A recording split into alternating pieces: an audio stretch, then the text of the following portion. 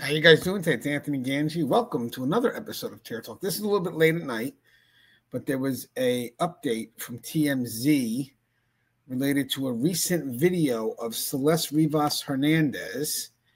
Looks like she's having an argument with the neighbors and what this really reveals. I'm not going to run into any conspiracy theories here.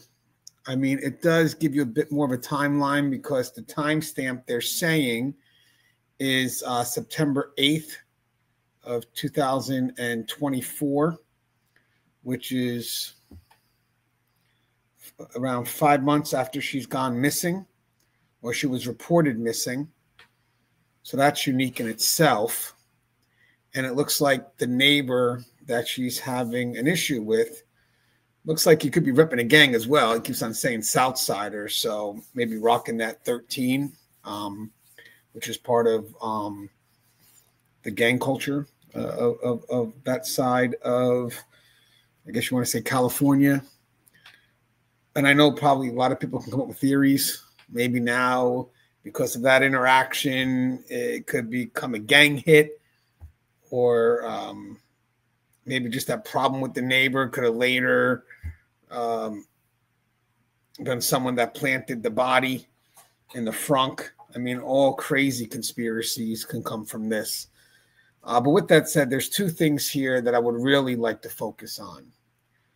One is this may be the last known video of her. And that's what got me up right now. Just knowing that this could be the last video that we ever see of this young girl alive. And there's another thing about this video. This video shows you a little bit of who she is. I mean, she looks like, even though she's, at the time, she would have been 14, because it looks like it's a day after her birthday. She's feisty, you know, and looks like she's standing up for her family because it's a concern about some kids ding-dong ditching her family's residents. Let me show you the article, play the video, and then I want to read what I have. Again, I'm not going to jump into any conspiracy theories. As I said, I'm sure they're going to come out. But I want to focus on the fact that, you know, on lighter scale, this is the last probably known video of her. So this is after the video we saw, which was one of the runaways earlier in the year, maybe February or April or March, maybe March of 2024. And this is within that time frame that she was reported missing for that year and change. That is something worth noting. I'll agree with that, but makes you wonder if the family did see her in the middle of all this chaos that we're dealing with during that time frame that we think she was missing straight through. Was she going back and forth, you know, from David to home? But I just want to focus today on something I do know. And after we watch the video, I got a couple of things I would like to say, just her personality, who she was. So let me go ahead and show you this video. Bear with me, guys. I want to enlarge the screen, but I want to read this first. So it's video of screaming match with neighbors months after she goes missing. But the first thing I want to note before we watch the video is Celeste Rivas went home to visit family in Lake Elsinore, California, exactly 1 year before her body was found in David's Tesla. That's if the timestamp is correct. The timestamp for this video is September 8th, 2024, so she would have just turned 14. Maybe it makes sense for her to try to go home around her birthday. That date is obviously extremely important. That's what this new video of her arguing with her parents' neighbors seemed to show. Video obtained by TMZ was recorded by a Nest camera on September 8, 2024, months after Celeste had been reported missing. And neighbors say it shows her going off on a family over a prank. In the clip, a family sits outside their apartment building listening to music when Celeste starts yelling, accusing one of the kids of ding-dong ditching her parents. I'm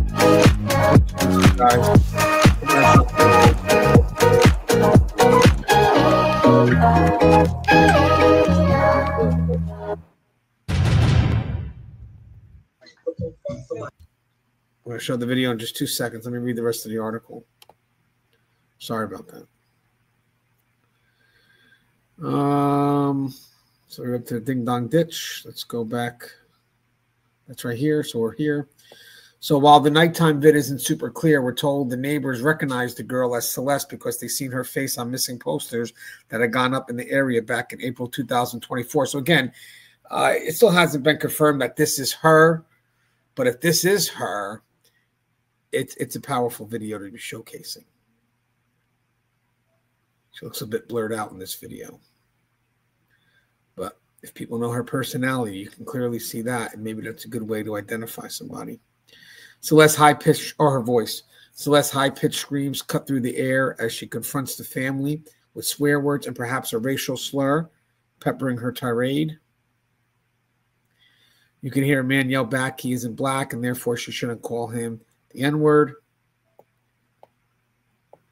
After this confrontation, we're told the neighbor's boyfriend went to Celeste's house to apologize, and Rivas' dad answered, but he seemed unbothered by the situation. So it's unique. Find a little bit more about his dad, that the dad was home, and I believe she yells out she's El Salvadorian, and that's why she may take offense to be called Mexican. There's always these rivalries, even though Southsiders, I do believe, have some type of alliance with MS-13 since they both have that association to that Southside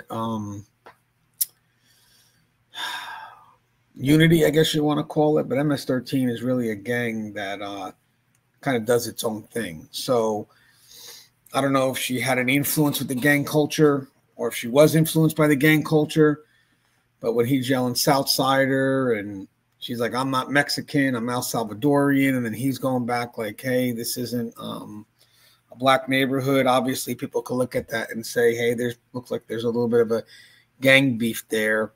But again, I don't think that's the case here. I think that's, this video is more about if it is her, who she is, and the time stamp is unique because she would have been, as I said, reported missing for that time frame. So let's see. One neighbor told us when Celeste was reported missing in April, her family walked around with those posters, and when the neighboring family saw Celeste that night, they just assumed she'd been found and everything was fine. So again, we're only thinking it's her technically because the family, TMZ must have interviewed the family, and the family is saying it's her. The date of the video, September 8th, is notable, as they would have been the day after Celeste's 14th birthday and exactly 1 year before authorities opened the trunk of David's impounded Tesla to discover her remains. As we reported, Rivas' death certificate was released Monday, revealing she was not pregnant, as some people online have speculated. However, the cause of death has been deferred, and LAPD Captain Scott Williams tells us that information is critical to the progress of this investigation. All right, there's obviously some comments here, but let's show you the video. Bear with me. So we got another commercial here, guys. So hold on. I'm going above. Sorry, it's this one I want. All right. Let's do it.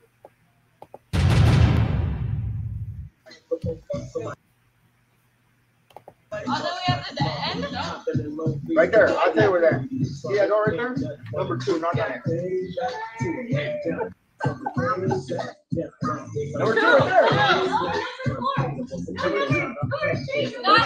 talk real quick, okay? You gonna let me talk? I know to talk. No, you ain't gonna let me talk. Why you not gonna let me talk? You tripping. Nah, you tripping.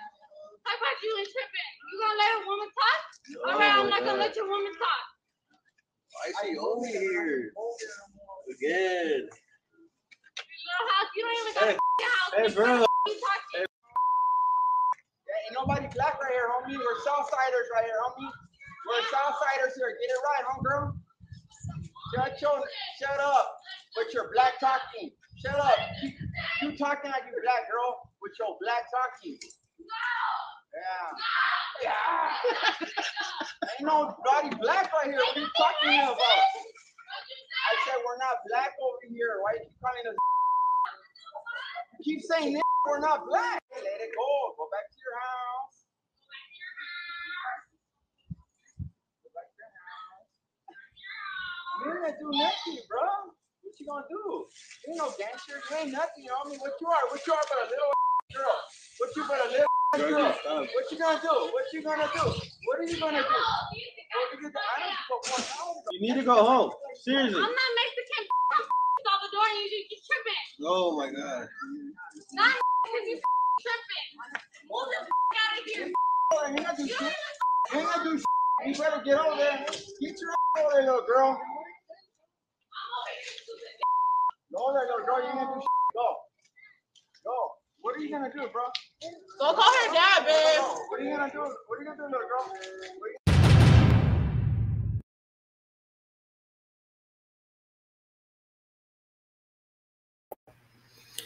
So, I mean, I don't even know what her background is. I'm obviously with Rivas and Hernandez. I mean, there is Latin, you know, but do we know if she's Salvadorian or Mexican? So if that was her and she's yelling out that she's Salvadorian, that's interesting. But again, we don't really know what her background is. That hasn't been released. Curious to see if she is Salvadorian. And again, it looks like there is, you know, probably a little rivalry there, if you will. Again, he says he's a South Sider, so the guy's definitely calling some relationship to the Mexican the gang culture, those that rock the 13. And then, you know, she's clearly pushing herself. This is Celeste pushing herself away from being Mexican. Like, I ain't Mexican, I'm Salvadorian. And that's interesting. And then I guess he doesn't like her throwing out the N-word either. But again, so when TMZ released the doorbell camera footage of Celeste Rivas Hernandez arguing with her neighbors, many people focused on the drama of the confrontation. But if we step back, this video isn't just about an argument. It's a rare, unfiltered glimpse into who Celeste was, if this is her. Her personality, her presence in the community, and the life she lived before her death. Video shows a teenage girl who's outspoken, bold, and unafraid to confront people head on. Celeste wasn't passive or withdrawn. She used her voice, raised her tone, and even used strong language. That tells us something important. She had a streak of confidence, even defiance, that many 14-year-olds don't have. Yes, you can call it volatility or volatility, you know me the words. A quick temper, emotion spilling out unfiltered, but you can also call it strength. Celeste wasn't invisible. She wasn't hiding. She was someone who would stand up when she felt wrong, even if it risked pushing buttons. Because what they're saying is that her family was being pranked. So she went to protect her family. The argument also tells us that Celeste was active and visible in her neighborhood. Neighbors didn't just see her in passing. They recognized her. They interacted with her. And in this case, they even clashed with her. That matters because it places her not as an isolated figure, but as part of the daily fabric of her community. And when neighbors later looked at missing posters and said that was her, we saw her, it reminds us that Celeste wasn't a ghost in these final months. She was still present, still known, still noticed. So I do have a question here, though. So chronic runaway, I get it. You know, we have this time frame of April of 2024 to when they discover her body on September 8th of 2025, and we're under the impression that she was missing all that time. And then, you know, I'm sure we're making assumptions that she was with David all that time. But this goes to show you that there's a chance that she wasn't with David throughout this whole window. And that's something that would be interesting to dig into. I will be honest, because it's not what we were originally told. It's not what we originally thought, maybe. Let's just do it that way. I don't know if we were told this or we assumed it at this point.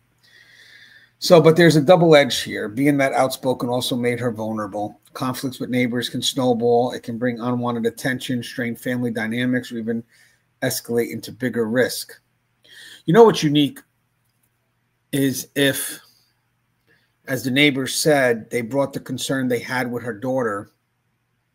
I'm sorry.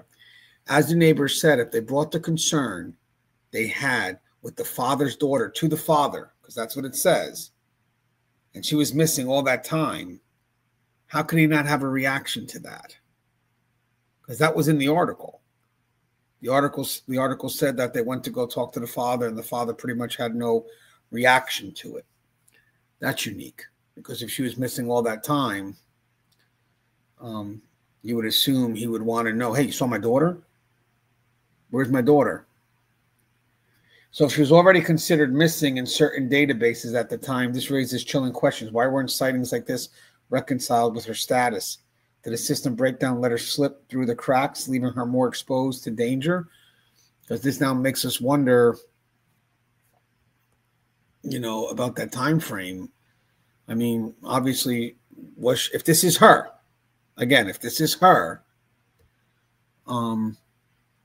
then we could assume, obviously, that whole gap of a year and change where she wasn't home, that's not honest. This case is just there's so much here. So on its own, this video doesn't tell us how Celeste died. It doesn't tie directly into the Tesla, the frunk, or anyone now under suspicion, but in the bigger picture, it adds depth to her timeline. It places her in the community 1 year before her remains were found, shows her demeanor and her social environment, and it highlights the gap between what neighbors saw and what officials knew. For investigators, footage like this can matter. They can authenticate timestamps, verify identity with facial analysis, and use it to tighten the timeline of her last known activities. For the public, it reminds us that Celeste wasn't just missing. She was living, clashing, speaking out until she wasn't. So why does this matter? When we cover true crime, it's easy to focus only on the mystery. Who did it, when, and how. But this video reminds us of something deeper. Celeste was more than a case file. She was a teenager with a voice, with fire in her personality, with neighbors who remembered her face. It's a glimpse into her humanity. And sometimes that's just as important as the forensic evidence, because it tells us who we lost. There's still a lot to unravel here, a lot to explore. Again, that gap.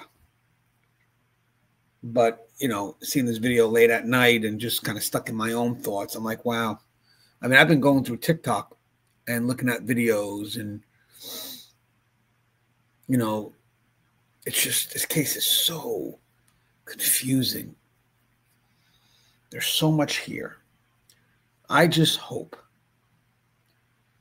after doing all this and what we're doing and working together, that we can get closure, that we can find out what happened to her. And to be honest with you, even if no one else cares, this crime community does. And with all the work we did and we are doing, I truly hope we get the answers that we're seeking. There's just a lot of it just doesn't make any sense. All right, guys, as always, stay safe.